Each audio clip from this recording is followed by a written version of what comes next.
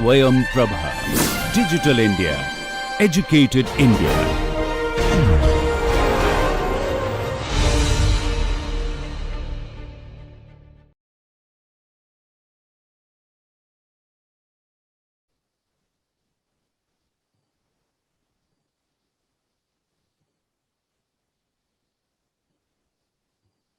Start, sir. Okay.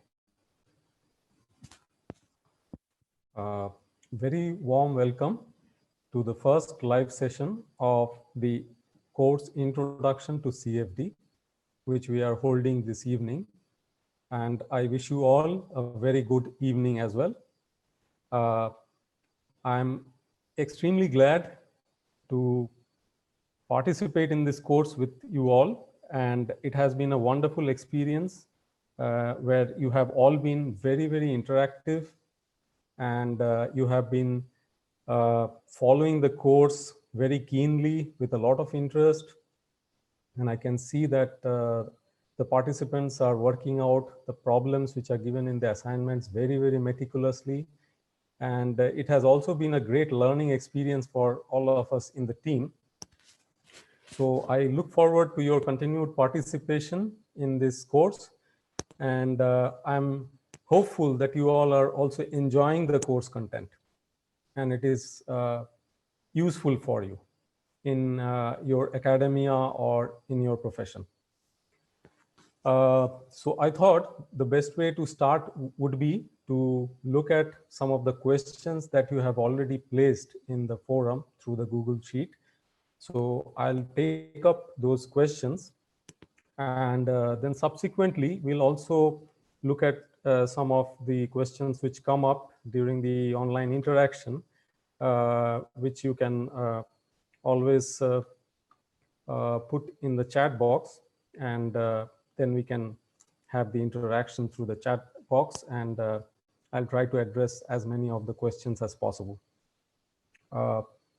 So I'll first look at the few questions I could see in the Google form, and I'll go through them one by one. It was Mr. Ishwar D's question. What should we expect in the final exam, and would it be similar to the assignments each week, or would it have lesser numericals and more theory questions? So it's a very pertinent question. Thank you for raising the question. My response to this question would be that it would be basically a mix of both the components. And if you are doing the assignments well, you should be able to attempt the questions in the final exam very comfortably. So please don't worry, prepare well, do your assignments with care, and you should be able to answer the final exam.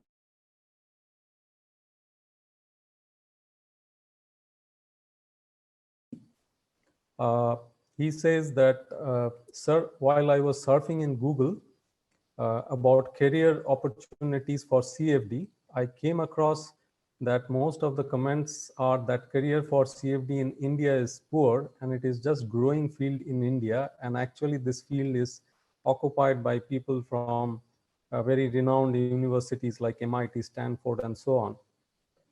Because it makes me fear that what if I choose CFD as my domain of interest? Please give your honest comments. Well, thank you for raising this question again, because it is a very pertinent question for students and participants who are keen on looking for a career in the CFD industry. My response to this question would be that, yes, of course, you are correct in the sense that India, in India, the CFD field has picked up during the last few decades. There has been good growth, but there's a lot more to be done. And over the years, many industries, they have been increasingly using CFD as a very important design tool. And if you look at the CFD industry, if you look at very senior positions, of course, to reach such positions, most often you would need a PhD. And with very specific expertise in some of the areas of CFD. It could be algorithm development, it could be say grid generation, it could be developing expertise in providing customized solution to industry and so on.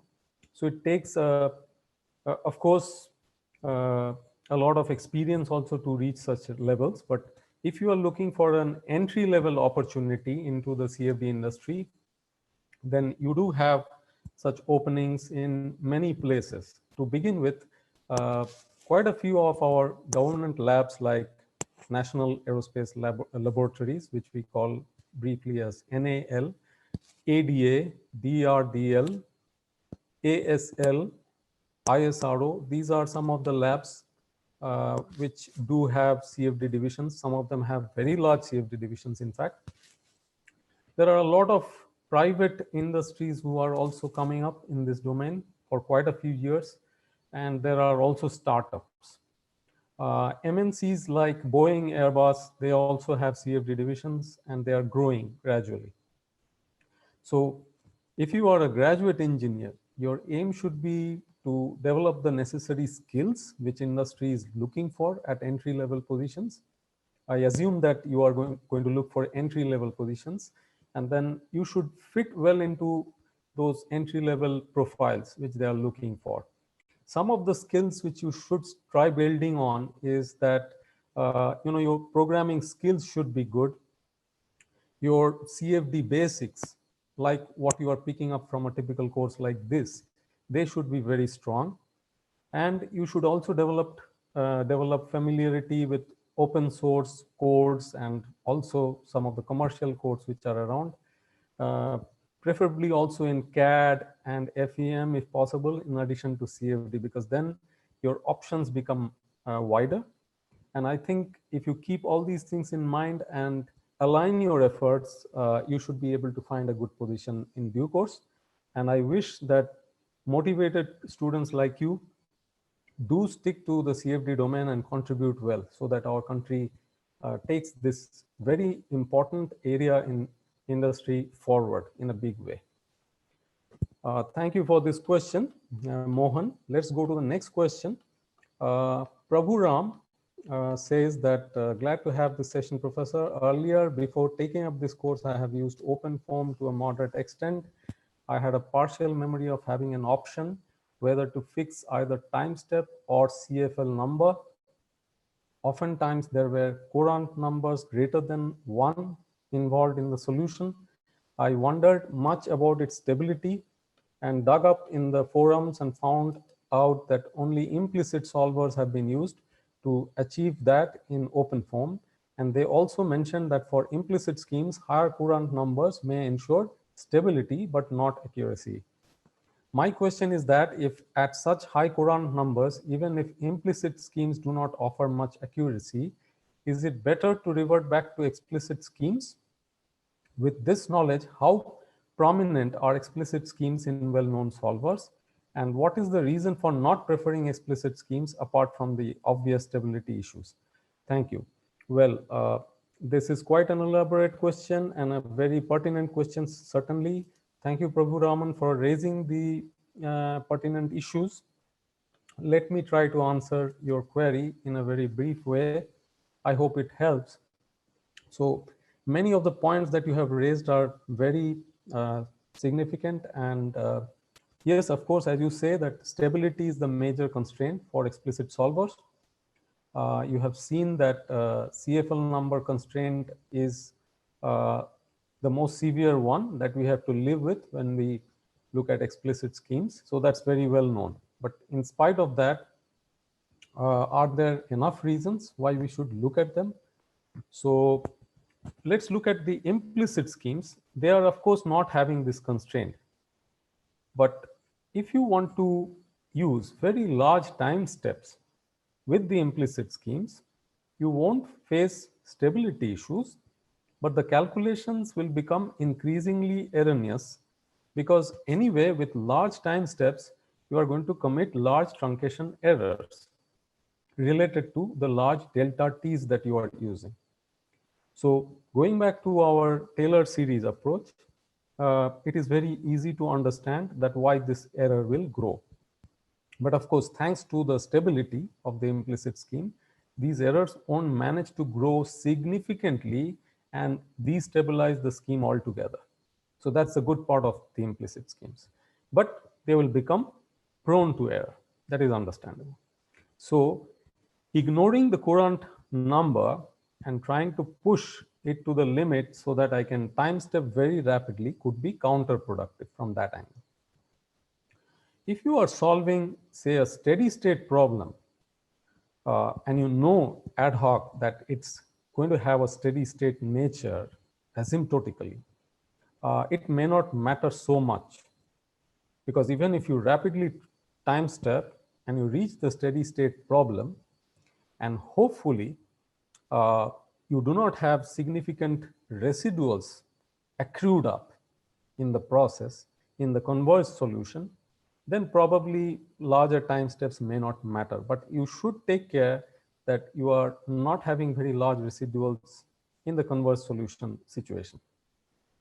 So that's where it stands as far as the implicit scheme is concerned. In time-dependent problems, if you go for larger time steps, they will of course become increasingly erroneous, and additionally will fail to capture the high frequency phenomena which may be there as part of the physics, because you are basically stepping too fast in time, and all such phenomena will automatically get filtered because of the larger time window. So we have seen some kind of filtering in a spatial sense. This would be a filtering in a temporal sense. And therefore, if you really are looking at extremely unsteady phenomena or phenomena like turbulence, which are inherently unsteady, then you need to time step very slowly. So your time corridors defined by your delta t are not only limited by stability issues in an explicit scheme, but they are also limited because you are looking for high frequency fluctuations which are occurring in the flow field, and that can be captured only if you keep your delta t significantly small. So the same applies if you are doing so using an implicit scheme. Otherwise, you are going to miss all those phenomena. So thank you very much for raising this very critical question. Thanks to Prabhuram. The next question comes from Mohan V. The question is, sir, let's say that we are going to develop the solver, and it is some solver Q which can simulate the flow over square 2D with a Mach number up to 1 transonic flow with some prescribed boundary conditions at inlet, as inlet velocity, exit pressure, appropriate top and bottom boundary conditions, etc. And this solver gets converged solutions. And let us say that we have validated this with reliable experimental results. So in that scenario, can we use this solver, say solver Q, to simulate the flow over 2D airfoil, like any one of the NACA airfoils, with same boundary conditions of flow past square 2D at inlet, outlet, top and bottom? Will it assure the convergence to solution? Okay, this is a rather complex question, and we are not really focusing on transonic flows in this course, but nevertheless, we are going to do a bit of compressible flows in one of the modules, which is dedicated to the Euler solution of shock tube. So in that context, it may still be worthwhile to take up this question. And thank you very much, Mohan, for raising this question. Let me try to answer it in a very brief manner. Hope that it helps. So I would like to say that without going into much specifics of the solver, let us assume that some solver exists and which can satisfactorily solve your flow past the square cross section that you are talking about up to a Mach number of 1 or beyond. That is compressible flow, basically. So let us look at some of the important points here. So you have to remember that even when free stream Mach number is lower than 1, locally, in and around the body, the flow can accelerate significantly and the flow can become supersonic. That means you have a subsonic free stream Mach number, but you have a supersonic condition in the neighborhood of the body. This is very common. This can happen for your square. It can also happen for your airfoil. And then what happens is that when the flow significantly accelerates, the static pressure drops, and then nature finds a way to recover the static pressure, and that happens through formation of a shock, often a normal shock. This is how the whole thing works. And if you look at flows in and around Mach 1, they are very complicated, and the flow is essentially non-linear. Boundary conditions are complicated, and if you have to ensure that the waves that you are producing because of the compressibility, they would reach the far field boundaries, and then they should not reflect back spuriously or erroneously from the outer boundaries, which we call as the far field boundaries, and corrupt the solution in the internal domain where you have placed your square or you have placed your airfoil. This is a very notorious problem. And therefore, you have to take extreme care to impose appropriate boundary conditions. We often say absorbing or radiation type of boundary conditions which need to be used. So framing this solver with appropriate boundary conditions, etc., is a very challenging task to begin with.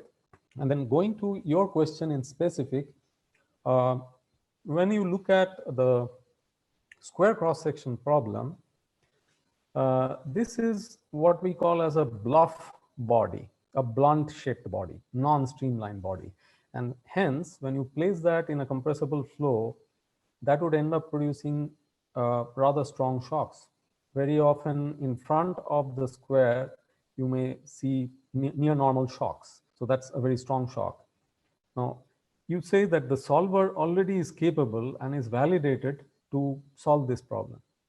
So the solver handles such shocks successfully, and if that really happens, I feel that solving flow over the airfoil, which is a more streamlined body, should be a less challenging problem. And you can do with the same configuration, the same kind of boundary conditions. And the shock waves for the airfoil are expected to be weaker. And I think, as I said, that this should turn out to be less of a challenge. Again, there are other aspects to the problem. It depends on how far or how deep you look into the issues. So if you are solving this from an inviscid perspective, it is slightly easier. But if you're solving this as a viscous problem, and that too at high Reynolds numbers, say, where the flow has already become turbulent, then you have recipe for a lot of complicated phenomena. So to begin with, in viscous compressible flows, there is this so-called shock wave turbulent boundary layer interaction, which is a very complicated interaction between the shock which forms and how it interacts with the boundary layer which is forming on the body, and often makes the boundary layer to separate and so on. So this is a very complex phenomenon, and capturing this with any kind of solver always remains a challenge. So there are multiple aspects to the problem that you have suggested, but my plain and simple answer, going by the assumptions that you have stated, etc., I think the solver works on the airfoil if it works on the square. So thanks a lot, Mohan, for raising this question. Let us look at the remaining two questions which I can see here in the list. So the next question comes from Avulam Naveen Kumar. Naveen says that we have a lot of implicit methods which are unconditionally stable. Then why we need or use explicit methods? Why don't we use implicit methods for all type of problems? Well, if you remember, Naveen, some of the issues we did discuss in the context of an earlier question. So I hope you remember that discussion which took place a few minutes back. But in addition to what I said earlier, let me just put one or two more points. So what I would like to say here further is that when you are looking for high spatiotemporal accuracy, uh, explicit schemes could produce greater accuracy, say with time stepping schemes like Runge-Kutta fourth order and higher order spatial schemes, uh, which could be higher order upwind schemes for stability or compact schemes. And these kind of solvers can really give you good accuracy at a comparatively lower cost compared to implicit schemes, in my opinion, uh, in problems where you need to do a lot of time stepping, and you may need to do very short time steppings because of the inherent unsteadiness in the problem and so on, which I discussed earlier. Now, what happens in such a situation is that if you go for shorter time steps, you would end up uh, computing for larger number of time steps for the entire span of time that you want to cover. And then what happens is in implicit solvers, you are handling matrix inversion kind of problems. And if you are really doing them large number of times because of the time step constraint that you are imposing, then that becomes more expensive. And that is where explicit schemes can turn out to be cheaper to run when you have very, very large number of time steps to be elapsed. So finally, as a user, you have to weigh your options correctly for a given problem, and then take an appropriate strategy that which way you should be able to generate sufficient accuracy and with uh, limited resources expended behind achieving the solution. So that is finally the word I would like to put through. So there's no blind choice as such that we make. We have to be careful in our choice. What are we desiring? And accordingly pick the scheme. So thanks a lot, Naveen. I hope I could address some of the issues you had in mind. Let's look at the next question. Jayant has raised a question, how to model real world problems like dry iron, which is good example of diffusion equation. Can we approximate curved shape to a triangle? Uh, so let's see here. I would like to say that curved shapes, they may be approximated both using structured and unstructured grids. But if it is a real sharp corner, you may need to discretize it using a large number of cells in that locality so that you get good accuracy. And in that situation, I would suggest that you may look at finite volume scheme over finite difference scheme. And not only that, you may look at unstructured grid where you can push in a large number of triangles into that corner and make sure that you have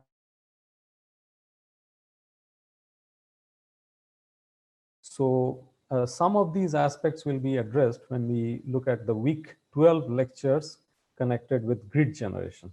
So there you will probably be able to appreciate better that why in these kind of situations, unstructured grid actually is a better choice over structured grid. So I think this was also a very pertinent question from a practical point of view. Thanks, Jayant, for the question. And then we have the last question coming up from the Google form, which is from Oza Rahul Kanaya Lal.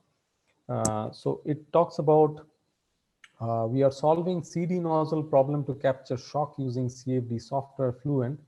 Even for a steady state solver, shock position is not remaining constant and it's fluctuating.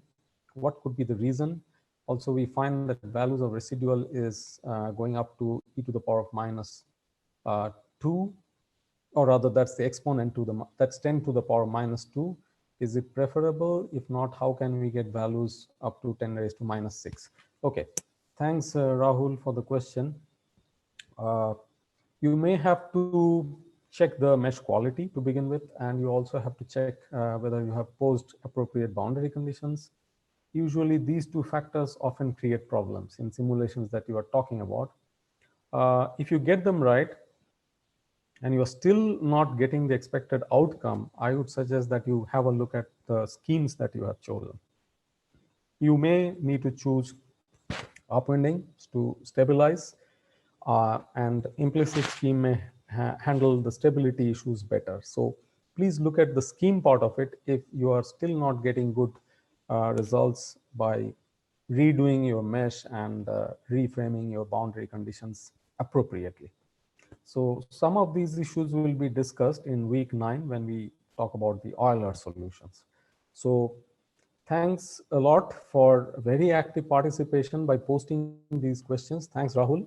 And we already have a number of our participants posting questions on the YouTube chat box. Let me have a look at some of these questions. And hopefully before I finish, I would also like to add one or two sentences on the assignments that you have been doing and related issues. So there is a question from Pratyush. He says, what should be one's approach towards continuing learning CFD after finishing the course? Well, Pratyush, well, you have to do a lot of reading on a continuous basis. That is my response.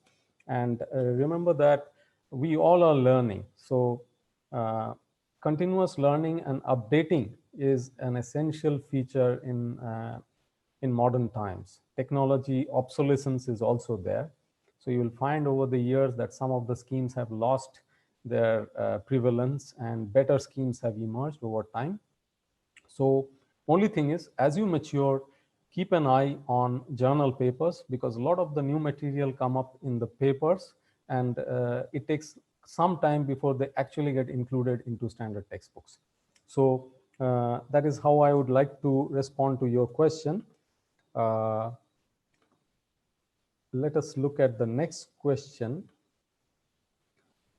which is from Abhishek Pandey. To start learning CFD, from which topic we should start so that it makes easy to understand the concept? Okay, so Abhishek, you will find that the way we begin the CFD course, that is broadly how it is done in most of the books. There may be slight variation here and there. So you try to build it up from basics. And therefore, you first say that what is CFD comprised of, and then you look at the different steps of CFD, and then you try to focus further into each and every individual steps. You may remember that in one of the earlier lectures, we talk about all those steps. So there is pre-processing, then there is solver, then there is post-processing, and then you get deeper into each one of the topics and try to get a clearer picture. So the essential ingredient is that CFD is such an area that you have to have an active appreciation of both mathematics as well as physics, because it's a kind of blending of both. And therefore, on one hand, you have to get deep into the mathematics, but at the same time should not lose track of the physics. So the perspective matters. The rest can be done well if you pick up any good book on CFD. So you have raised another question in that regard, I can see. Sir, please suggest some books to study CFD, which will help me in my degree as well as for the studies. So I have suggested one or two books already in the course website, but I guess I can send a few more references to you all, and I'll get it posted in the forum so that everybody benefits from your very appropriate question that you have raised here. And I intend to give you a little bit more detailing week-wise, which will take a little time, but I hope I can do it within the next few days so that you can get some references related to each one of the week's material. Thanks a lot, Abhishek. Vijay Teja says, please tell about Python, sir. Well, Vijay Teja, I'm sorry, I do not work in the application development using Python, but I'm sure, and I learn from my students, that there's a lot of material available in the open domain. You have to probably explore it a little bit. If you get into difficulty, please write back to us. I'll consult my students to get back to you. But personally, I cannot answer your question offhand because I do not have much experience in Python myself. Thanks for raising the question. We'll get back to you. And let us know whether you need more support in due course. Shoaib says, sir, I want to know about how we can work on hands-on project in CFD, and if you can suggest some forum or website that we can go on and improve our CFD skills. Okay, there are plenty of uh, forums, Shoaib, so it just needs a little bit of initiative from your side to look at some of these forums which are available not recently. They are there for quite some time. If I remember that there is a forum called CFD Online, if I'm not mistaken. So that has been very active over the years. And these days, there are more of them. There's a lot of material floating around, even in forums like Quora and so on. But only thing, a word of caution is that please don't always be carried away by discussions in such sites. You have to parallelly keep doing a lot of reading and learning yourself so that you are not distracted by too much of conversations going on in the forum and build your opinion accordingly. Try to build your own opinion based on your own study. That takes a little bit time, but it is a very solid learning.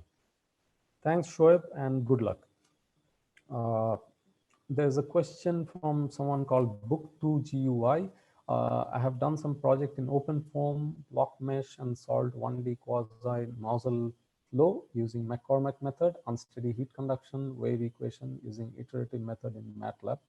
Can I get any research internship under your guidance or any recommendation from you? Well, this is a rather difficult question for me to answer right away because there are plenty of requests pouring in like this around the year, and unfortunately we have limited capacity. So please write back to me in due course. I'll see whether such opportunities do exist, but they are not in plenty.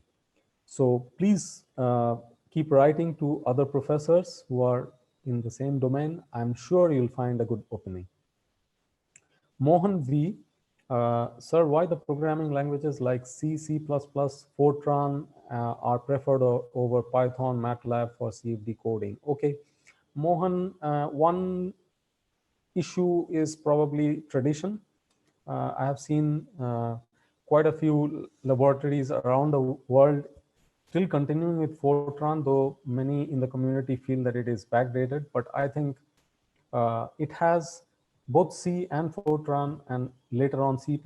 They have had the necessary ingredients for working comfortably with formula kind of environment. Okay, so Fortran was actually formula translation, and it was very well adapted to the mathematical paradigm that we need for a CFD exercise.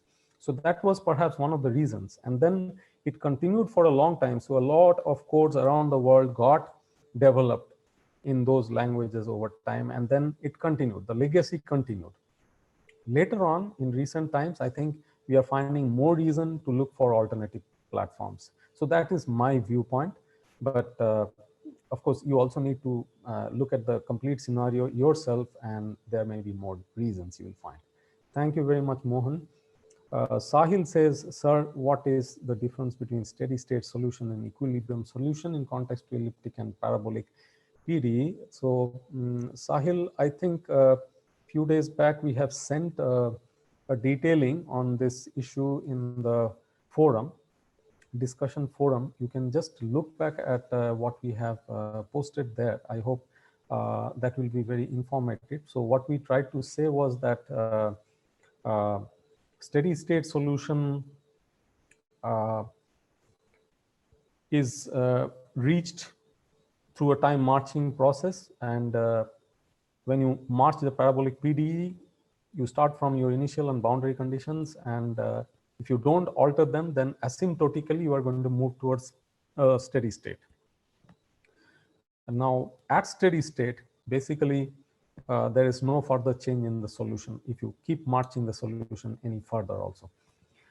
What the elliptic equations do by default is the equilibrium solution, because they do not have the time marching aspect, and they give you the equilibrium solution, which means even if it was a situation where it took time to emerge to that final steady state, then the elliptic equation looks at it only from the steady state point of view. So that we no longer state it as steady state, we state it as equilibrium, because steady state solution reaches the final solution as a time marching process, and all the intermediate time step calculations make sense because they have physical existence, while equilibrium solutions, to reach such solution, even if you have certain steppings that you have to do, which we call as iterations rather than steppings, these do not have any physical implication.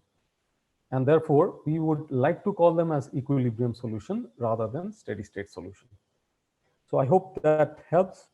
Shoaib, you have another question. Sir, can we use numerical scheme made for compressible flows for incompressible flow? I mean a flow which includes Mach number ranging from 0 to 2. Well, Shoaib, you have stated a large Mach number range. I think what you meant was uh, to take the compressible flow solver closer to Mach 0. Usually we face problems at lower Mach numbers with compressible solvers, and we need exercises like preconditioning. But if you can build in more robustness into the solver, some of these issues may be better resolved. So it is difficult but doable. Thank you, Shoaib. Book to GUI. Yes, we have answered some of your questions. Can this course help to get admitted in top universities abroad? Well, not alone.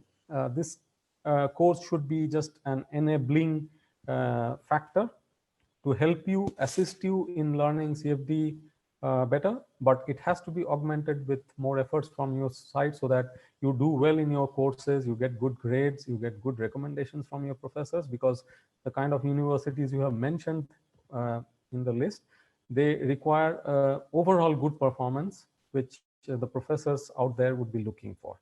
Yes, it's a very pertinent question. Thank you. Can you give some advice? I am from tier 3 college. How can I have strong profile to get admission in topmost universities? I think I already answered the question. So hope you have understood my point. Thank you once again. Now let me spend a few minutes before we come to the close of our session, because we are just about 6-7 minutes away from the close of the session today. I once again thank you very much for very active participation in working out the assignments. And of late, we have been seeing some mistakes in the answer options and things like that. Quite a few of those actually have occurred because of approximation errors and things like that, and a few more which are other kind of errors. So we would like to assure you that we have taken all necessary corrective action which we have initiated from our side already, and in due course we will get these issues resolved, so that because of a mistake in the answer or any question, your performance is not affected. So if it goes to the extent that we have to remove one question from a certain assignment, let us say the assignment originally had 15 questions, but we find that there is a serious error somewhere in one of these questions, we will remove that question, and over the remaining 14 questions, which are error-free, you will be marked. So what this will end up producing is a slight framing of the percentage that you have earned in that assignment, because as you can understand that now your score will be on the remaining questions. So there will be a slight few percent here and there alteration, because we are just discarding one of the questions, just because some of you or all of you have pointed out some mistake which went beyond our perception. But thank you once again for being so active in pointing out all these errors, so that we are gradually working on all these things and trying to make them as error-free as possible. And we look forward to your continued cooperation in this regard. I just have a word of advice in this direction, that sometimes you will find that in the problem itself, we have stated some of the parameters with 3 significant digits after the decimal. So in that case, it would be a better advice not to take too many places beyond that, so that in the rounding, etc., you end up getting very different numbers. We highly appreciate your approach of using computer codes for solving the problems, because this is one of the things I had also encouraged you to develop codes, etc., for CFD applications. So I find that you have also developed the habit of using codes for solving the problems, which is highly appreciated. But then just keep a watch on how many significant digits have been used beyond the decimal point while solving the problem, even using the computer. So then probably some of these anomalies may be resolved more easily. As far as transcripts are concerned, we are working on them. It takes a bit of time, but we'll try our best to reach out as soon as they are ready. Quite a few of the students have asked for good textbooks, so we are working on that, and we'll try to get back to you as soon as possible. And I remember that there was also a question in terms of the diagonal dominance of matrices while solving iterative calculations, and there was a mismatch with what was found in Wikipedia and things like that. So I would suggest that you can have a look at the book by Versteeg and Malala Shekhara. The book is An Introduction to Computational Fluid Dynamics, the Finite Volume Method. This is a very popular book. I hope you will get hold of a copy, and you can look at the discussion in chapter 5 of this book. There's a section on boundedness. So there you will see a detailing of what I discussed. Excuse me. So I hope you also followed my discussions on Scarborough criterion, which you have been going through in week 7 now. And I recall having solved quite a few numerical problems in that regard. So I hope once you do all these exercises, the clarifications will come automatically. There are quite a few more questions here. Sir, 5 minutes left. Okay, thank you. So where did we leave it earlier? Okay. Okay, I think we looked at, okay, here's a question by Mohan. Why do we study finite difference method deeply over finite volume method? Because nowadays tools like Fluent, OpenFOAM are using finite volume to solve flow or complex geometries. Okay, very pertinent question. I think traditionally we had motivation of using finite difference method to build up the concepts from basics using the Taylor series theories. And over the years, the experience was that the first learners were more comfortable with these concepts. But I think the issue that you have raised is very, very pertinent.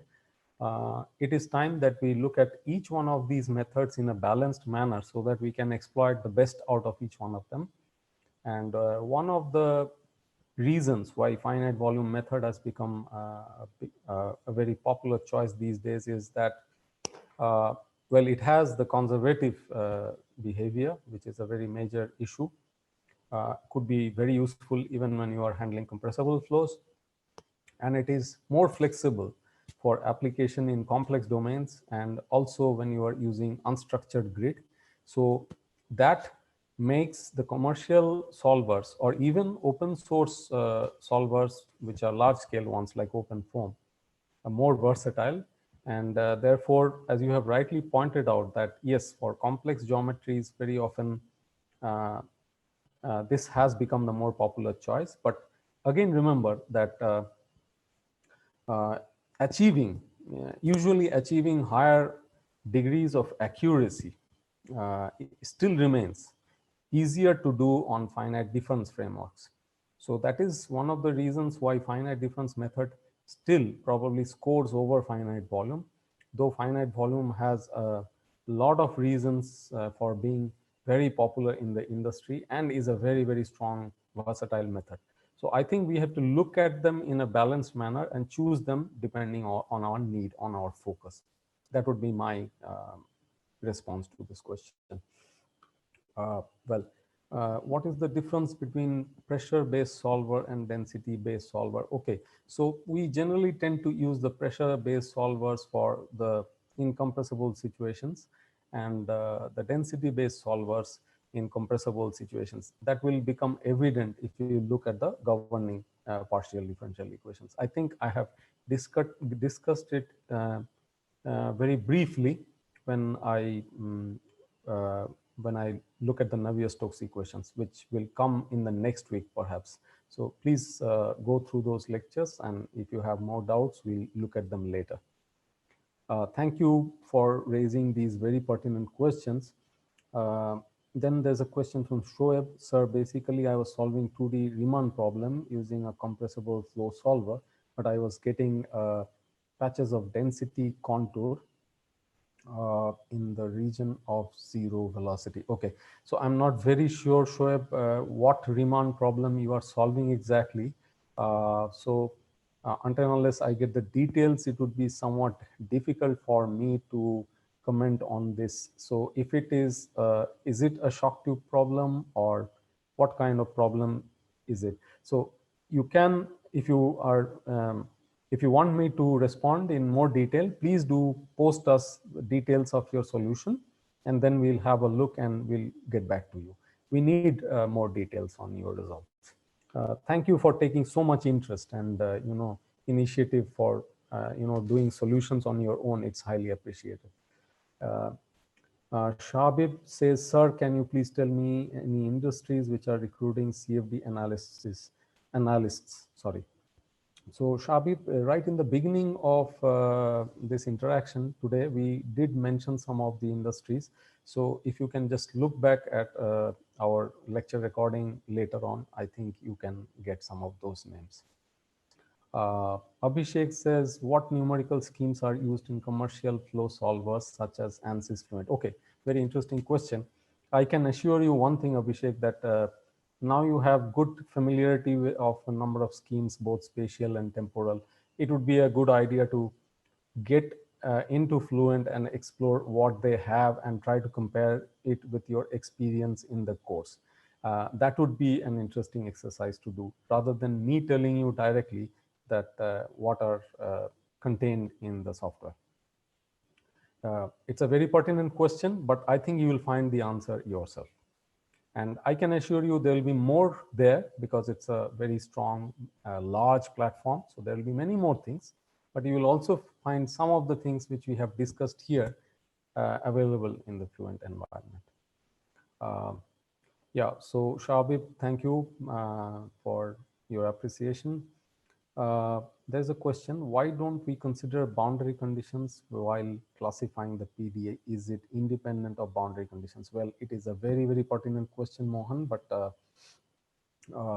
essentially the answer is that in order to solve the partial differential equation, depending on its nature, you have to pose appropriate boundary conditions or combination of initial and boundary conditions, which pertain to the kind of PDE it is. So even if you don't consider them in the beginning, but manage to classify it, then you know that based on the kind of PDE, what boundary or boundary initial condition combinations work best in the sense of generating a well-posed solution. So you can look at the theory of partial differential equations, and you can enrich your understanding on this regard.